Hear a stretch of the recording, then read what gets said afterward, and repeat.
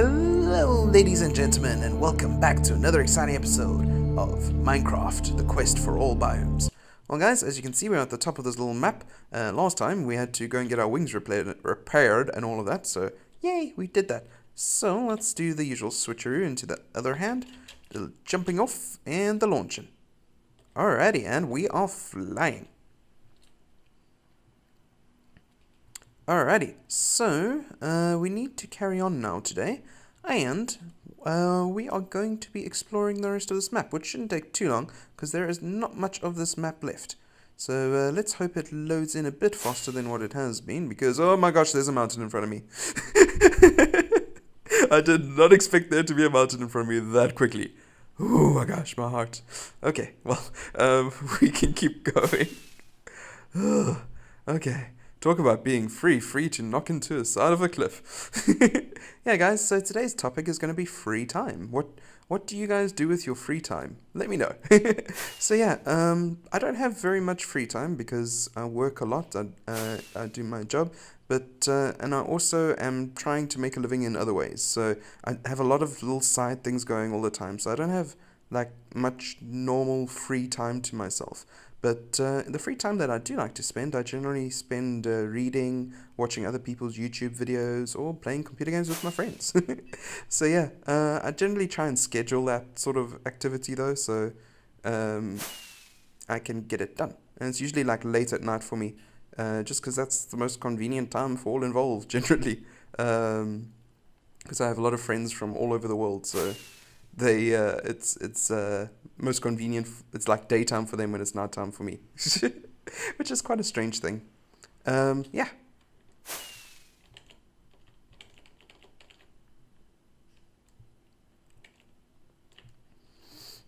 Have I ever wished I've had more free time? That's an interesting question. I don't know. A lot of people, like in the industry I work in, like the people I work with change all the time. So I've gotten to meet a whole bunch of people, and some of them are like workaholics where they can't get away from work. And I'm like that in a sort of way. Like I could never just sit around and do nothing. I always have to be doing something. I have to be involved in something, whether it's like physical work or whether it's like mental labors, or as long as I'm active, my mind is active, I'm happy. If I just had to sit around and do nothing all the time, I don't know how happy I'd be. I don't think I'd be happy at all doing that. Like, you know, the dream vacation where you sit on the beach with a cocktail in hand and just while away the day. Like that would never be me. I'd rather like go to the beach, walk down it and see how far I can explore, sort of thing. Like that's the sort of thing I would do. Like I'll never forget the one time I went down to the lake with some friends, and I was still in high school at this time. And the first thing I did is after we set up camp, they were like, okay, yeah, well, you guys, because I was still one of the kids, and you kids can all just chill now, just relax, play at the lake, and do whatever you like for the rest of the time. So I was like, okay. So I went and I sat by the lake, and I was like, well, this is boring. Like, here's this beautiful scenery all around me, but I'm bored out of my mind. So I thought, well, let me go explore. So I got up and I started walking, and I just started walking around the lake, and I picked up this giant rock, and I held it up to the sun, and it was covered in these quartz stones. It was so beautiful. Like the rock around it was just plain grey, but it had this like pink quartzy rock inside of it, and it looked so beautiful. I don't know if it was quartz, but it looks very similar to quartz. I've still got it to this day. It's in my windowsill in my bedroom. And you know, just like little things like that. And then a little bit later on, around the corner, there were these fruits on the ground. I was like, ah, cool, it's like natural appearing fruit. Of course I didn't pick it up and eat it. Never pick up wild fruit and just put it in your mouth, guys. You don't know what it can be. You don't know how, like if it's the most poisonous thing on earth. So yeah, but it was cool to see it just like hanging there, and I saw some gazelle in the distance. It was so cool. Ended up walking around the whole lake and coming around back to where I was from the other direction. And I got the strangest look from my group of friends. They were all like, where did you come from? Because I had just gotten like off by myself without telling anyone. But I was like, I can't get lost. All I have to do is follow the lake around, and I'll get back to where I started. You know, so yeah, it was very fun. And they were like, "Where did you go?" I was like, "I just went for a walk. Just wanted to see what was around the lake," and that was pretty cool. I enjoyed myself. But yeah, that's the kind of person I am. Is like also like with parties and stuff like that. I generally like hang out in the corner of the party. I just tend to make myself antisocial most of the time, which is quite strange. But oh well. I guess I'm doing a very social-ish thing now on YouTube and all of that, and I try and force myself to be with people, which is good because you need to be with people. You need people in your life. You can learn a lot that you'll never learn any other way than by having people in your life. So it is good. It is good, yeah. There's llamas. Llamas. Or are they alpacas? I can't remember which one they decided on, but either way, they are there, and they are amazing. Okay, so let's round this corner here. So yeah, still on the subject of free time, what are some of the activities that you guys enjoy? I would love to hear.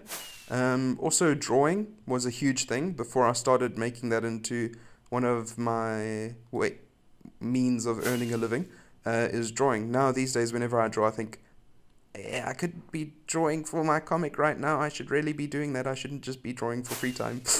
But yeah, so I used to really enjoy just sitting down and drawing and whatnot. I still love drawing, don't get me wrong. But now whenever I draw casually, it's like I should really be doing this professionally. so so it takes away a little bit of that freedom from it, but it's also good. Like doing it properly with like a goal in mind, like I am, like the goal is to complete the comic and get it out and whatnot. It helps you structure what you're learning. So you learn the skills you need to learn much quicker. And it helps your drawing as a whole just increase and get much, much better. Like where I am compared to where I was last year is a huge difference. So yeah, I find that very helpful. Like generally, hobbies are a very, very interesting subject for me because it's something that you choose to do. It's not forced onto you by anybody, but a lot of people don't even have hobbies. Like I handle also a lot of CVs in the place where I work, so I see different CVs from different people, and they'll list hobbies as they walk or they do something like that. But walking is not really a hobby, is it? Is it? I guess like if you go on nature walks or stuff like that, that could be enjoyable. But just like going to get your shopping, it's not really a hobby, huh? I don't know. Maybe the idea of a hobby is different to everybody, and it is what you make of it, I guess. Another thing I love doing is reading. Oh my gosh, do I love reading. I'm not happy unless I'm reading a book. So, like, before I go to sleep at night, the last thing I always do after I say my prayers is I just pull out a book and I read. And I need to do that, otherwise I can't fall asleep. Like, my body is so tuned to the idea of reading before bed that if I don't read, I fall asleep. And for the longest time, I used to read, like, actual books, like physical book copies. And I had this weird ability, without any bookmark, to open the book exactly where I had stopped reading. It was so freaky. It's like I would just close the book the night before, and then when I come to it the next day, open it up, and I'm on the exact page, on the exact line where I had stopped reading. It was amazing, and it happened so many times. Of course, there was the odd occasion where I had to page a few pages to find where I was, but generally I never ever used bookmarks, and I got so many bookmarks growing up because people used to know that I loved reading. So of course, like the first gift they think of, oh, he likes reading, let's get him bookmarks. I never ever used them because it just wasn't my thing. Bookmarks in general. Okay, and we are going off of this map, so we should be getting onto that one. Yep. Okay. So let's carry on going in this direction, heading towards our home tree, because we need to place this map in its place of honor, where it needs to be. But yeah, back to the thought on books. Now I've switched mainly to digital books, and that was largely because trying to get to the library here is quite difficult. Our car is very, very old, so like basically it's just for the weekly shopping. We go shopping once a week and we get all our stuff and come back home. And even then we worry sometimes that the car won't make it. But that's fine. So what I've switched now to is digital books. So the digital books that I've been reading have been awesome as well, because you can get pretty much any book that is a physical copy as a digital copy. And it's quite easy. My cell phone has a nice like reading app on it, so I just load the book into that app and I can read away. It's very nice indeed. I still would prefer to have a physical copy of the book in my hands if given the choice, because I don't know, there's just something about opening a book. You know that fresh book smell, they say, when you open the book for the first time and nobody's ever read that particular book before, and you open it up and you see inside of it and you read the books, you read the actual words. I don't know. It's just nice. which is nice. It's like that whole digital games versus physical copies of games. Like in the olden days with physical copies of games, you used to get the game manual. Oh my gosh, did I used to love getting game manuals. Like, you used to get a little booklet with your game that would be instructions on the game. And I'm explaining this for you youngins out there that don't know about this. But those were like the coolest thing ever.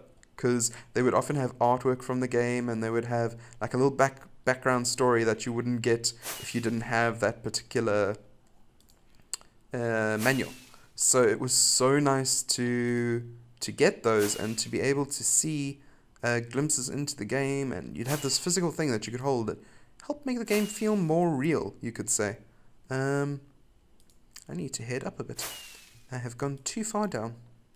So yeah, it helped make the game feel more real. It helped with the general immersion and all of that, and of course it helped with if you got stuck, you would know where to go and what to do.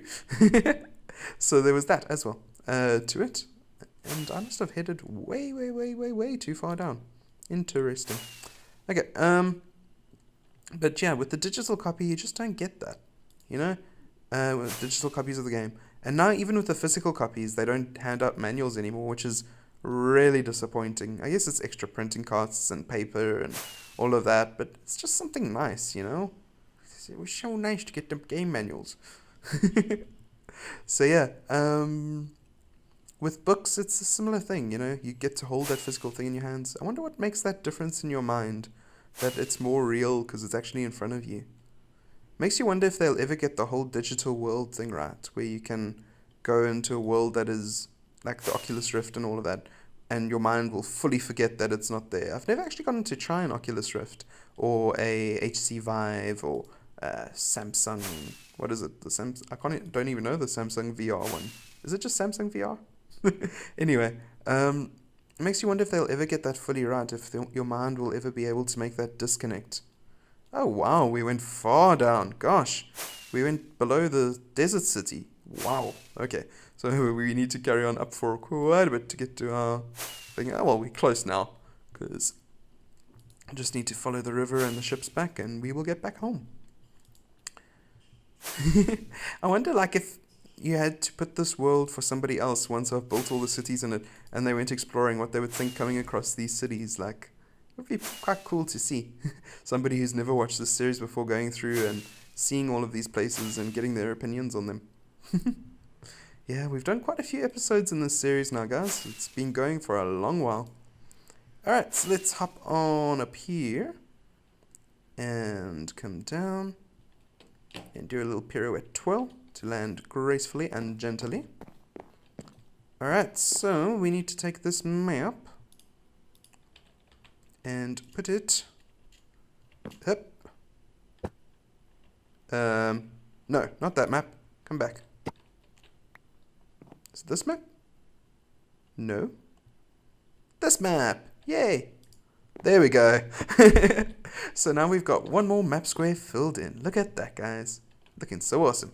Now we've just got to do that corner, and we are all done with another line. And then I think we'll go down from there, so we can do this lower level here.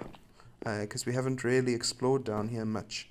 And that was the city that we're just at there, and that's where we are now. And we've been all the way up there. There's our mesa biome, which we struggled to find for so long. So many memories. Memories. Okay, and these are just like spare maps. So I like to keep them on me and have them around just so I can use them. And this is just the same copy of that map, just rotated. So that's why it looked a bit strange. I just like the way it looks like that. Okay, and this is the Home Tree Island map. So let us head off back to the forest, which is in this direction. The jungle, I mean, not the forest. Do I have a jungle area map on me? I do not believe I do, strangely enough. Okay, well, we'll have to wing it, quite literally, over to the jungle. How are wings doing? We will survive. And I will meet you in the next episode. As always, my name is Athais. I hope you've enjoyed today's episode. See you later, alligator. And good night, and God bless. Bye for now.